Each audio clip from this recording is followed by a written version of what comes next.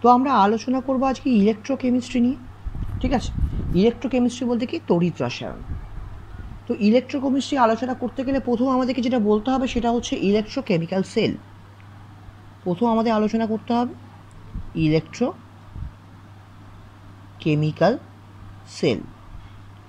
তো electrochemical sell জিনিসটা কি? ইলেকট্রোকেমিক্যাল সেল হচ্ছে এখানে তড়িৎ শক্তি রাসায়নিক শক্তিতে রূপান্তরিত হতে পারে, আবার রাসায়নিক শক্তি তড়িৎ শক্তি রূপান্তরিত হতে পারে, দুটোই হতে পারে। এখানে তড়িৎ শক্তিটা যেমন রাসায়নিক শক্তিতে রূপান্তরিত হতে পারে, তেমনি রাসায়নিক শক্তি আবার তড়িৎ শক্তিতে রূপান্তরিত হতে পারে, দুটোই হতে পারে। ঠিক আছে, তো এখন কথা হচ্ছে এই ইলেকট্রোকেমিক্যাল সেলকে আমরা দুভাগে ভাগ করতে পারি। এই ইলেকট্রোকেমিক্যাল সেলকে আমরা দুভাগে ভাগ করতে পারি। কি কি ভাগে ভাগ করা যাচ্ছে, ভাগ করা যায়? একটা হচ্ছে গ্যালভানিক সেল, অথবা আমরা বলতে পারি ভোল্টিক সেল। ভোল্টিক সেল, ঠিক আছে। আরেকদিকে কি বলতে পারি? Electrolytic cell. তো গ্যালভানিক সেল বা ভোল্টিক সেল বলতে কি বোঝানো হয়? গ্যালভানীয় কোষ বা ভোল্টীয় কোষ, তাই তো? তো এখানে মজার ব্যাপার হচ্ছে এখানে শুধুমাত্র রাসায়নিক শক্তিকে তড়িৎ শক্তিতে রূপান্তরিত করা হয়, যে তড়িৎ রাসায়নিক কোষে। এই ইলেকট্রোকেমিক্যাল সেল কথা বাংলা কি? তড়িৎ রাসায়নিক কোষ। তাই বলতে পারি যে তড়িৎ রাসায়নিক কোষে রাসায়নিক শক্তিকে শুধুমাত্র তড়িৎ শক্তি রূপান্তরিত করা হচ্ছে। রাসায়নিক শক্তিকে কিসে কনভার্ট করা হচ্ছে? তড়িৎ শক্তিতে। সেটা হচ্ছে গ্যালভানিক সেল বা ভোল্টিক সেল। আর ইলেকট্রোলাইটিক সেল, এখানে কি হচ্ছে? এখানে তড়িৎ শক্তি কনভার্ট করা হচ্ছে রাসায়নিক শক্তিতে। রাসায়নিক শক্তিতে, ক্লিয়ার? এগুলোর এক্সাম্পল দিতে পারি আমরা, যেমন গ্যালভানিক সেল বা ভোল্টিক সেলের এক্সাম্পল হচ্ছে ড্যানিয়েল সেল, ঠিক আছে, fuel cell, dry cell, battery, সবই হচ্ছে গ্যালভানিক সেল বা ভোল্টিক সেলের এক্সাম্পল। আর ইলেকট্রোলাইটিক সেলের এক্সাম্পল হিসেবে কী বলতে পারি? Down cell, Solvay Kellner cell. Down cell sodium উৎপাদনের জন্য ব্যবহৃত হয়, সলভে কেলনার সেল হচ্ছে কস্টিক সোডা উৎপাদনের জন্য ব্যবহৃত হয়। তো আমি এখানে একটা নাম বললাম, এই গ্যালভানিক সেলের এক্সাম্পল একটা নাম বললাম ড্যানিয়েল সেল, তাই তো? Daniell cell. আমরা এখন এই ড্যানিয়েল সেলের নিয়ে আলোচনা করব।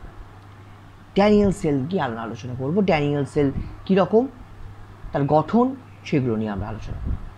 ওকে, দেখা যাক কি বলা হচ্ছে।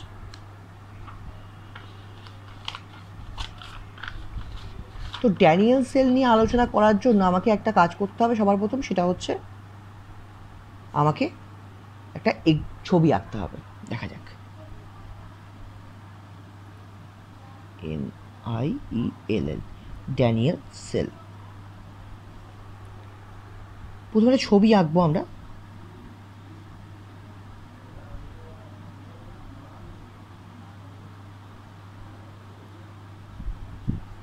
দুটো পাত্র নিলাম, এর মধ্যে নিয়েছি 1 মোলার জিঙ্ক সালফেট সলিউশন, এর মধ্যে নিয়েছি 1 মোলার কপার সালফেট সলিউশন, ঠিক আছে। এখন এর মধ্যে জিঙ্ক সালফেট রয়েছে, এর মধ্যে কপার সালফেট রয়েছে। জিঙ্ক সালফেটের মধ্যে আমরা জিঙ্ক দণ্ডকে ডুবিয়ে দিচ্ছি, জেডেন দণ্ডকে, আর এই কপার সালফেটের মধ্যে আমি কপার দণ্ডকে ডুবিয়ে দিচ্ছি, ঠিক আছে। এটা হচ্ছে জেডেন দণ্ড, জেডেন, এটা হচ্ছে কপার দণ্ড, Cu, ঠিক আছে। এবার একটা লবণ সেতু ইউজ করছি। লবণ সেতু কী জিনিস সেটা আমরা পরবর্তীকালে বলছি, আগে দেখতে কেমন হয় সেটা বলে নিই।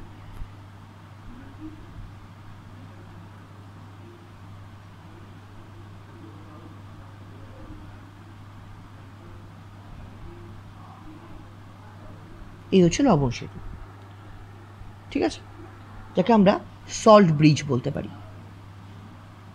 সল্ট ব্রিজ, সল্ট ব্রিজ, ঠিক আছে। কীভাবে তৈরি করা হয় না হয় আমি সব আলোচনা করছি।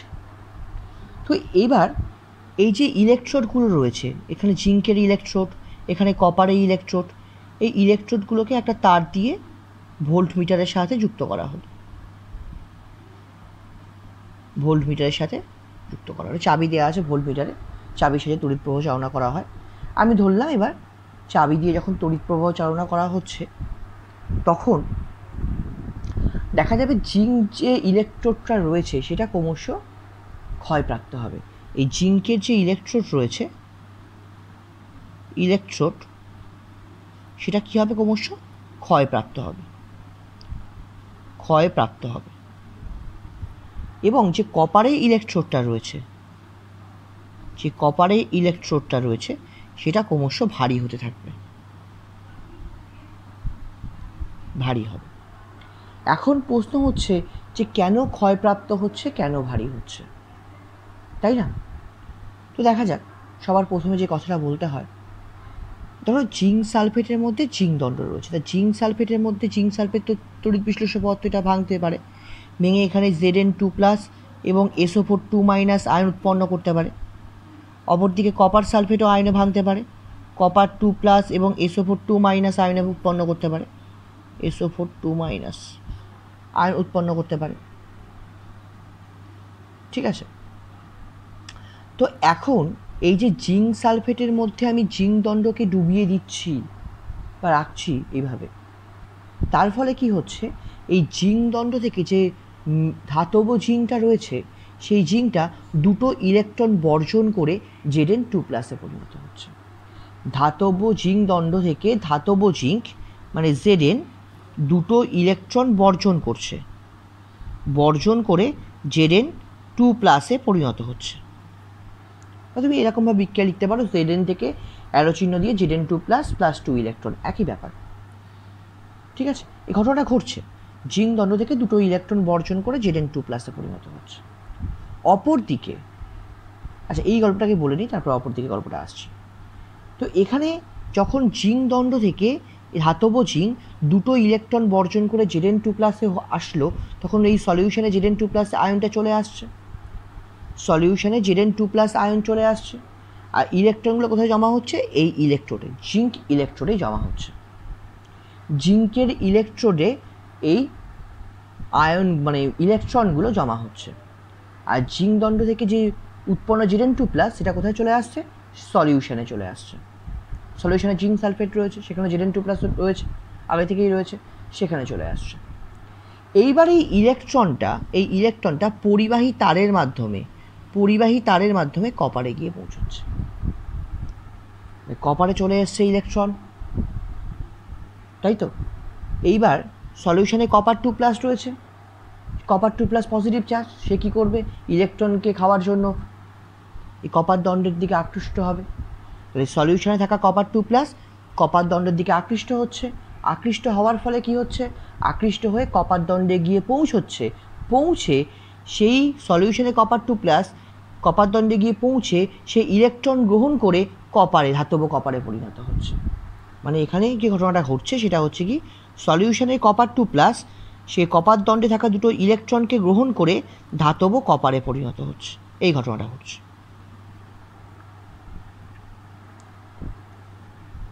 বুঝতে পেরেছি? তারপরে বুঝতেই পারছো, জিঙ্ক দণ্ড থেকে দুটো ইলেকট্রন বর্জন করে Zn2+ হলো। জিঙ্ক দণ্ড ক্রমশ ইলেকট্রন বর্জন করে Zn2+ পরিণত হচ্ছে। জিঙ্ক দণ্ড থেকে জিঙ্কের পরমাণু ক্রমশ Zn2+ হিসেবে সলিউশনে মিশছে, অর্থাৎ জিঙ্ক দণ্ডের কী হচ্ছে, ক্রমশ ক্ষয় পাচ্ছে, সেটাই হচ্ছে জিঙ্ক দণ্ড ক্রমশ ক্ষয়প্রাপ্ত হচ্ছে। আর এই ইলেকট্রনগুলো এই পরিবাহী তারের মাধ্যমে কপার দণ্ডে যখন এসে পৌঁছচ্ছে, তখন কি হচ্ছে, সলিউশনে কপার 2+ সেই কপার দণ্ডে গিয়ে পৌঁছে সেই ইলেকট্রন গ্রহণ করে ধাতব কপারে পরিণত হচ্ছে, অর্থাৎ কপার দণ্ডটা আরও ক্রমশ পুরু হচ্ছে বা মোটা হচ্ছে, ভারী হচ্ছে। কেন জিঙ্ক দণ্ড ক্ষয়প্রাপ্ত হচ্ছে, কেন কপার দণ্ড ভারী হচ্ছে, বোঝা গেছে। এইবার কথা হচ্ছে, লক্ষ্য করে দেখো যে এই যে বিক্রিয়াটা জেডেন থেকে জেডেন দুটো ইলেকট্রন বর্জন করে জেডেন টু প্লাসে পরিণত হলো, এই যে প্রক্রিয়াটা বা বিক্রিয়াটা যাই বলো না কেন, এরা কোথায় সম্পাদিত হচ্ছে? এই এই ইলেকট্রোডে সম্পাদিত হচ্ছে, এই ইলেকট্রোডটাতে, তাই তো? তাহলে যে ইলেকট্রোডে এই বিক্রিয়াটা কি? অক্সিডেশন বিক্রিয়া। তো এই বিক্রিয়াটা কি? অক্সিডেশন বিক্রিয়া, অক্সিডেশন বিক্রিয়া বা জারণ বিক্রিয়া বলতে পারি। অর্থাৎ যে ধাতব দণ্ডে জারণ বিক্রিয়া সম্পাদিত হচ্ছে তাকে কি বলা হয়? অ্যানোড। এই অক্সিডেশন বিক্রিয়াটি এই ধাতব দণ্ডে বা এই ইলেকট্রোডে সংঘটিত হচ্ছে, তাহলে এটাকে আমরা কি বলতে পারি? অ্যানোড। অ্যানোড।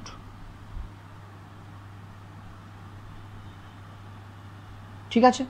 অপরদিকে এই যে বিক্রিয়াটা কপার টু প্লাস দুটো ইলেকট্রন গ্রহণ করছে, ইলেকট্রন গ্রহণ করলে কি হবে? রিডাকশন। রিডাকশন রিডাকশন হচ্ছে। অর্থাৎ সেটা কোথায় সম্পাদিত হচ্ছে? সেটা সম্পাদিত হচ্ছে এই ধাতব দণ্ডে। অর্থাৎ যে ধাতব দণ্ডে বা যে ইলেকট্রোডে রিডাকশন বা বিজারণ বিক্রিয়া সংঘটিত হয় সেটা কি? ক্যাথোড। অর্থাৎ এই ধাতব দণ্ড কি? ক্যাথোড। কোনটা অ্যানোড কোনটা ক্যাথোড বোঝা গেছে? বোঝা গেছে তো? এখান থেকে আমরা দুটো জিনিস শিখলাম। সেটা কি? এক নম্বর হচ্ছে অ্যানোডটা ক্রমশ ক্ষয়প্রাপ্ত হচ্ছে ড্যানিয়াল সেলে, আর ক্যাথোডটা কি হচ্ছে? ক্রমশ ভারী হচ্ছে। এখান থেকে আরেকটা জিনিস মাথায় রাখতে হবে, ইলেকট্রনের প্রবাহ কোন দিকে হচ্ছে? ইলেকট্রনের প্রবাহ হচ্ছে কিন্তু অ্যানোড থেকে ক্যাথোডের দিকে, তাই তো? জিঙ্ক দণ্ড থেকে ইলেকট্রন ক্যাথোডের দিকে যাচ্ছিল। তাহলে ইলেকট্রন ফ্লো আমরা বলতে পারি, ইলেকট্রন ফ্লো কোথায় হচ্ছে? Anode to cathode. যদি ইলেকট্রন ফ্লো অ্যানোড থেকে ক্যাথোড হয়, তাহলে ইলেকট্রিসিটি ফ্লো কোন দিকে হবে? ইলেকট্রন ফ্লো যেদিকে হবে ইলেকট্রিসিটি ফ্লো তার বিপরীত দিকে হবে। তাহলে ইলেকট্রিসিটি ফ্লো হবে ক্যাথোড টু অ্যানোড। ক্লিয়ার? তাহলে ঘটনাটা কি ঘটছে ড্যানিয়াল সেলে আশা করি বোঝাতে পেরেছি। একটা এক্সাম্পল দিয়ে আজ বোঝালাম। এবার কথা হচ্ছে এই যে সল্ট ব্রিজটা এখানে একটা রেখে দিয়েছি, সেই সল্ট ব্রিজটা কি কাজ করে, কিভাবে কাজ করে, সেগুলো আমাদেরকে জানতে হবে। সল্ট ব্রিজ নিয়ে আমাদের এবার আলোচনা করব, দেখা যাক। তো সল্ট ব্রিজ নিয়ে আলোচনা করার জন্য প্রথমে বানতে হবে সল্ট ব্রিজ বা লবণ সেতু। তো সবার প্রথমে বলতে হবে যে সকল তড়িৎ বিশ্লেষ্য পদার্থের ক্যাটায়ন ও অ্যানায়নের গতিবেগ সমান। The motion of cation and anion are same. Cation এবং অ্যানায়নের গতিবেগ সমান এরকম কিছু তড়িৎ বিশ্লেষ্য পদার্থ নিতে হবে। ঠিক আছে? তাহলে ক্যাটায়ন এবং অ্যানায়নের গতিবেগ সমান এরকম কিছু তড়িৎ বিশ্লেষ্য পদার্থ হচ্ছে KCl, KNO3, NH4NO3 এগুলো। এই জাতীয় যে তড়িৎ বিশ্লেষ্য পদার্থগুলো লিখলাম তাদের কি ক্যাটায়ন এবং অ্যানায়নের গতিবেগ সমান। ঠিক আছে? এই জাতীয় তড়িৎ বিশ্লেষণের মধ্যে আমরা কি যোগ করব? এগার পদার্থ যোগ করব। এগার পদার্থ যোগ করব। ঠিক আছে? তো এবার এগার পদার্থ যোগ করার পর সেটাকে কি করা হবে? উত্তপ্ত করা হবে। এই যে ক্যাটায়ন অ্যানায়ন গতিবেগ সমান এরকম জাতীয় পদার্থের সঙ্গে এগার মিশিয়ে আমরা এটাকে কী করছি? হিট দিচ্ছি। হিট দেওয়ার পর সেটাকে আমরা কি করছি? একটা ইউ আকৃতির একটা নলের মধ্যে চালনা করছি। দেখো তোমরা যখন ছবিটা দেখিয়েছিলাম তখন দেখবে একটা উল্টোনো ইউ এর মতো দেখতে হয়েছিল না ওই সল্ট ব্রিজটা? সেটাই বলছি, যেটা ইউ আকৃতির নলের মধ্যে চালনা করা হচ্ছে। আকৃতির নল, এই ইউ আকৃতির নলের মধ্য দিয়ে চালনা করার পর সেটাকে কি করতে হবে? ঠান্ডা করতে দিতে হবে। ঠান্ডা করার পর সেটা জমে যাবে। এবার তাকে ওই দুটো তড়িৎ বিশ্লেষ্য পদার্থ, দুটো যে তড়িৎ বিশ্লেষ্য পদার্থ ছিল, একটা জিঙ্ক সালফেট একটা কপার সালফেট, তার মধ্যে ডুবিয়ে দিতে হবে দুটো মুখ, ইউ এর দুটো মুখকে দুদিকে ডুবিয়ে দিতে হবে। এই যে সিস্টেমটা সেটাকেই বলা হচ্ছে সল্ট ব্রিজ। সহজ ব্যাপার। তাদের গতিবেগ সমান এরূপ কিছু পদার্থ নিতে হবে, তার সাথে এগার এগার মেশাতে হবে, হিট দিতে হবে, হিট দেওয়ার পর সেটাকে ইউয়াক্কি নলের মধ্যে ঢেলে ঠান্ডা করতে হবে, তারপর ঠান্ডা করার পর সেটা কী করতে হবে, তড়িৎবিশ্ব পদার্থের মধ্যে দুটো তড়িৎবিশ্ব পদার্থের মধ্যে ডুবিয়ে দিতে হবে। কিন্তু লক্ষ্য রাখতে হবে যে প্রধান কথা সেটা হচ্ছে কি, এই তড়িৎ বিশ্লেষ্য পদার্থ যেগুলো নেওয়া হচ্ছে সল্ট ব্রিজে, সেগুলো কিন্তু গতিবেগ সমান হতে হবে। এই তড়িৎ বিশ্লেষ্য পদার্থের গতিবেগ কিন্তু সমান হতে হবে, এটা মাথায় রাখতে হবে, ঠিক আছে। এবং তড়িৎ বিশ্লেষ্য এই যে সল্ট ব্রিজ নেওয়া হচ্ছে, সল্ট ব্রিজটা কিন্তু কোনো কোষ বিক্রিয়ায় অংশগ্রহণ করবে না, কোনো সেল রিয়াকশানে অংশগ্রহণ করবে না, সেল রিয়াকশানে পার্টিসিপেট করবে না। রিয়াকশান, এখন তোমাদের মনে হতে হবে সেল রিয়াকশান কি? আরে অ্যানোডে, ওখানে অ্যানোডে কী বিক্রিয়া হচ্ছিল? অ্যানোডে বিক্রিয়া হচ্ছিল জিঙ্ক দুটো ইলেকট্রন বর্জন করে Zn2+ প্লাস 2 ইলেকট্রন, এটা হচ্ছিল অ্যানোড রিয়াকশান। ক্যাথোডে কী হচ্ছিল? ক্যাথোডে কী হচ্ছিল? কপার 2+ দুটো ইলেকট্রন গ্রহণ করে কপারে পরিণত হচ্ছিল। অর্থাৎ এরা এক একটা হচ্ছে sell half cell reaction.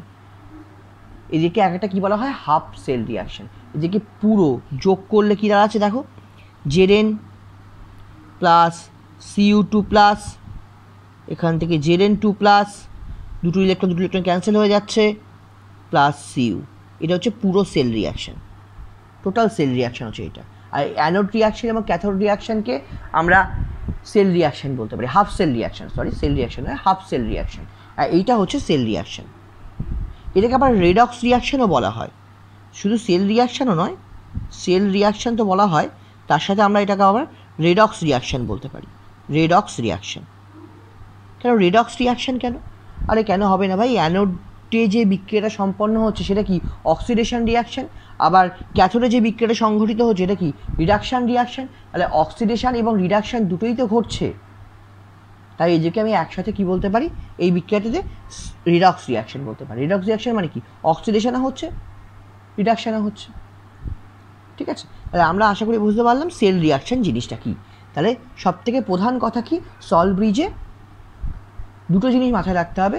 Salt ব্রিজে ব্যবহৃত যে তড়িৎ বিশ্লেষ্য পদার্থ সেটা কি হতে হবে, ক্যাটায়ন এবং অ্যানায়নের গতিবেগ সমান হতে হবে, এবং এই সল্ট ব্রিজ কখনোই কোষ বিক্রিয়ায় অংশগ্রহণ করবে না, ঠিক আছে। তাহলে বুঝলাম সল্ট ব্রিজ কী জিনিস, সল্ট ব্রিজ কে কীভাবে তৈরি করতে হবে বুঝে গেলাম। তো সল্ট ব্রিজ কেন দেব, সল্ট ব্রিজটা ব্যবহার করব কেন, কিসের জন্য করব?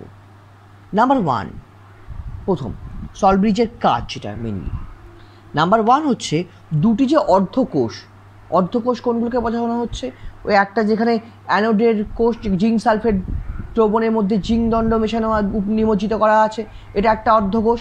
আর একটা হচ্ছে কপার সালফেট দ্রবণের মধ্যে কপার দণ্ডকে নিমজ্জিত করা আছে, এটা একটা অর্ধকোষ।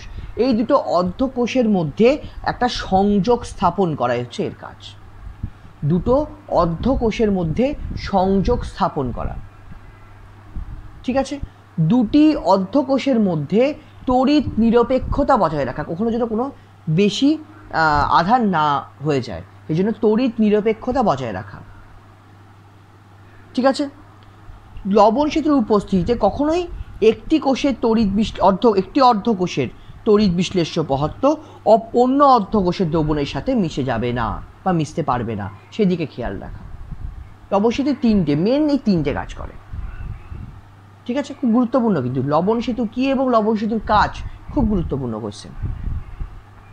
লবণ সেতুর কাজ এই কী জিনিস সেটা আমি আগেই বলেছি, কাজটা এখন বলছি যে ক্যাটায়ন অ্যানায়নের মধ্যে যে ক্যাটায়ন অ্যানায়ন বলছি, দুটি অর্ধকোষের মধ্যে সমন্বয় সাধন করা বা সংযোগ স্থাপন করা। দুটি অর্ধকোষ মানে কি বুঝতে পেরেছো তো, একটা জিঙ্ক সালফেট দ্রবণের মধ্যে জিঙ্ক দণ্ড আছে, এটা একটা অর্ধকোষ, আর একটা কপার সালফেটের মধ্যে কপার দণ্ড আছে, এটা একটা অর্ধকোষ।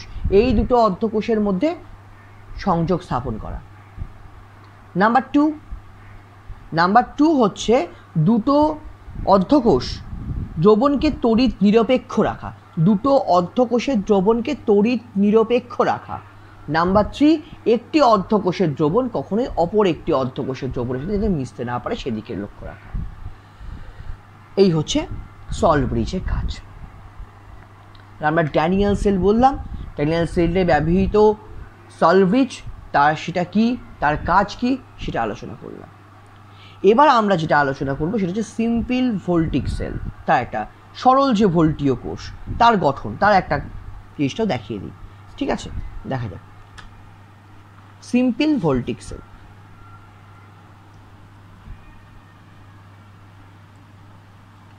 সিম্পল ভোল্টিক সেল কোনো ব্যাপার না, একটা নিয়েছি, পাত্র নিয়েছি। আচ্ছা, এই পাত্রটাকে কি বলা হয় নিশ্চয়ই তোমরা প্রত্যেকেই জানো, যে পাত্রটা নেওয়া হচ্ছে, ঠিক আছে, কি বলা হয়? ভোল্টামিটার, তাই না, যে পাত্রকে নেওয়া হচ্ছে। তো যাই হোক, প্রথমে এবার একটা পাত্র আঁকলাম আমি। সবার প্রথমে একটা কি আঁকলাম? পাত্র আঁকলাম। ঠিক আছে, এই পাত্রের মধ্যে আমি একটা H2SO4 নিয়েছি, H2SO4 এর দ্রবণ নিয়েছি। এখানে রয়েছে H2SO4। এখানে একটা ইলেকট্রোড বা তড়িৎদ্বার, সে ধরে নিলাম জিঙ্কের ইলেকট্রোড। ঠিক আছে, এটা কপারের ইলেকট্রোড নেওয়া হচ্ছে, এটা জিঙ্কের ইলেকট্রোড, এটা কপারের ইলেকট্রোড। ঠিক আছে, এবার এটা কি করা হচ্ছে? এর মধ্যে পরিবাহী তার যোগ করা হচ্ছে, পরিবাহী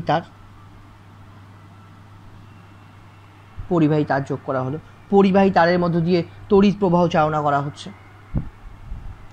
তাই তড়িৎ প্রবাহ চালনা করলে কি ঘটবে? প্রথম কথা, সেমভাবে জিঙ্ক দণ্ড, এখানে ধরে নেওয়া যাক এটা হচ্ছে অ্যানোড, ধরে নিচ্ছি না, এটাই অ্যানোড, কারণ এটা ব্যাটারির পজিটিভ প্রান্তের সাথে যুক্ত আছে, আর এটা ধরে নাও ক্যাথোড। ঠিক আছে, তো যাই হোক, এখানে কি হচ্ছে, প্রথম অ্যানোডে কি করছে, অক্সিডেশন হবে। অ্যানোডে কি হবে? অক্সিডেশন হবে। সেই অক্সিডেশন হওয়ার জন্য কি করতে হবে না, জিঙ্ক দণ্ড দুটো ইলেকট্রন বর্জন করছে। সবার প্রথমে দুটো ইলেকট্রন বর্জন করে Zn2+ পরিণত হলো। ঠিক আছে, তাহলে Zn2+ কোথায় চলে আসবে? সলিউশনে চলে আসবে। Zn2+ সলিউশনে চলে আসবে। আর এখানে কি পড়ে থাকবে? ইলেকট্রন। ঠিক আছে, এই ইলেকট্রন এই পরিবাহী তারের মাধ্যমে কোথায় আসবে? আবার সে কপার দণ্ডে আসবে। ঠিক আছে, ইলেকট্রন কোথায় চলে এসছে? এই কপার দণ্ডে, ক্যাথোডে চলে এসছে। তো ক্যাথোডে কি আছে? কারণ ক্যাথোডে ভালো করে লক্ষ্য করো, সলিউশনে H2SO4 নিয়েছি। H2SO4 নিজে আয়নিত হতে পারে, H+ হিসাবে আয়নিত হতে পারে, আর SO4 2- একেবারে ভাঙলে 2H+ SO4 2- এইভাবে হতে পারে। সলিউশনে H+ এবং SO4 2- রয়েছে, আর পজিটিভ আধান কি? H+। ঠিক আছে, এবার সলিউশনে H+, কারণ ক্যাথোডে কে আছে? ইলেকট্রন চলে গেছে, কারণ অ্যানোড থেকে অ্যানোড যে ইলেকট্রনটা ছিল অ্যানোডে, সেটা পরিবাহী তারের মাধ্যমে ক্যাথোডে চলে এসছে। ক্যাথোডে ইলেকট্রন থাকার জন্য এখানে কি করছে না, সলিউশনে এই যে পজিটিভ চার্জগুলোকে আকর্ষণ করবে। সলিউশনে থাকে H+, কি করবে? H+ ক্যাথোডে চলে যাবে, H+ ক্যাথোডে চলে যাবে। ক্যাথোডে গিয়ে একটা ইলেকট্রন গ্রহণ করে হাইড্রোজেনে পরিণত হবে। এরকম দুটো হাইড্রোজেন পরমাণু নিয়ে H2 গ্যাস উৎপন্ন হচ্ছে। অর্থাৎ ক্যাথোডে উৎপন্ন কি? H2 gas. ঠিক আছে, বুঝতে পেরেছি? তাহলে এবার যদি ব্যাপারটা গুছিয়ে লেখা যায়, যে এখানে দেখো, এটা তো একটা হাফ সেল রিয়াকশান, এটা একটা হাফ সেল রিয়াকশান। তাহলে এখানে দুটো সেল রিয়াকশানে লিখে ফেলি, Zn-2 ইলেকট্রন, Zn2+। এটা অ্যানোড রিয়াকশান বা একটা হাফ সেল রিয়াকশান। আর এইদিকে 2H+ প্লাস 2 ইলেকট্রন H2। ঠিক আছে, কারণ 2 করলাম ক্যান্সেল করবো, তাই ইলেকট্রনকে ক্যান্সেল করার জন্য 2 ইলেকট্রন কেটে গেল। Zn+2H+, এখান থেকে কি আসছে? Zn2+ plus H2। এটা হচ্ছে সেল রিয়াকশন। ঠিক আছে, এই হচ্ছে মেন কথা। এইবার কথা হচ্ছে এখানে যে জিনিসটা বলতে হবে সেটা কি? এর অসুবিধা। এই অসুবিধাটা অবশ্যই উল্লেখ করতে হবে। অসুবিধা কেন উল্লেখ করতে হবে? কারণ দেখো ভালো করে বোঝো যে এখানে যখন পরিবাহী তার, যে এই ধাতব দণ্ড দুটোকে পরিবাহী তার দ্বারা যুক্ত করা হয়েছে, ঠিক আছে? এখানে এই তড়িৎদ্বার দুটিকে পরিবাহী তার দ্বারা যুক্ত করা হলেও এই কোষ বিক্রিয়া চলবে, না হলেও কোষ বিক্রিয়া চলবে। এটা একটা ড্রব্যাক আমরা বলতে পারি, ঠিক আছে? এছাড়াও একটা প্রশ্ন তোমাদের মাথায় আসতে পারে, সেটা কি? সেটা হচ্ছে যে এই জিঙ্ক দণ্ড যে এখানে Zn2+ তো নির্গত করলো, মানে জিঙ্ক দণ্ড থেকে দুটো ইলেকট্রন বর্জন করছে, Zn পরমাণু দুটো ইলেকট্রন বর্জন করে Zn2+ তো এই সলিউশনেই আসছে, তাই না? সলিউশনে যে Zn2+ আসলো, এবার তাহলে দুটো ইলেকট্রন এখান দিয়ে পরিবাহী তারের মাধ্যমে কপারে গেল, ভালো কথা। সলিউশনে তাহলে H+ও আছে, Zn2+ আছে, তাহলে H+ কেন কপারের দিকে দণ্ডের দিকে যাচ্ছে, H+ কেন ক্যাথোডের দিকে যাচ্ছে, কেন Zn2+ যাচ্ছে না? সলিউশনে তো Zn2+ও আছে, কারণ জিঙ্ক দণ্ড তো কী করেছে, দুটো ইলেকট্রন বর্জন করেছে, ইলেকট্রন দুটো তোমার অ্যানোডে ছিল, সেটা পরিবাহী তারের মাধ্যমে ক্যাথোডে গেছে, আর Zn2+টা কোথায় গিয়েছে, সলিউশনে চলে এসছে, আর H2 উপর ভেঙে H+, উপর 2-, তাহলে সলিউশনে H+ও আছে, আবার Zn2+ও আছে, তাই না? তাহলে কেন H+ যাচ্ছে, কেন Zn2+ ক্যাথোডে বিক্রিয়া অংশগ্রহণ করছে না আগেরটার মতো? এইটা বলার জন্য আমাদের ইলেকট্রোমোটিভ ফোর্স বা ইএমএফ, তড়িৎচালক বল, এগুলো নিয়ে আলোচনা করতে হবে। তো সেটা আমরা পরবর্তীকালে আলোচনা করবো, আজকে আর নয়। আচ্ছা, আর একটা কথা বলে রাখি এই প্রসঙ্গে, সেটা হচ্ছে সক্রিয় তড়িৎদ্বার আর নিষ্ক্রিয় তড়িৎদ্বার, ঠিক আছে? সক্রিয় তড়িৎদ্বার কি? ধরো এই যে জিঙ্ক দণ্ড নিজেই কিন্তু কোষ বিক্রিয়া অংশগ্রহণ করেছে, জিঙ্ক দণ্ডটা নিজেই কোষ বিক্রিয়ায় অংশগ্রহণ করেছে, অর্থাৎ এখানে জিঙ্ক দণ্ড হচ্ছে সক্রিয় তড়িৎদ্বার। কিন্তু অপরদিকে কপার দণ্ড দেখো নিজে কিন্তু বিক্রিয়ায় অংশগ্রহণ করেনি, কপার দণ্ড নিজে বিক্রিয়ায় অংশগ্রহণ করেনি, অর্থাৎ কপার দণ্ড নিজে বিক্রিয়া অংশগ্রহণ করেনি। লক্ষ্য করছি, ক্যাথোড বিক্রিয়া দেখলেই বুঝতে পারছো যে কপার দণ্ড নিজে বিক্রিয়া অংশগ্রহণ করেনি। তাহলে এটা কি? নিষ্ক্রিয় তড়িৎদ্বার। বুঝতে পেরেছি?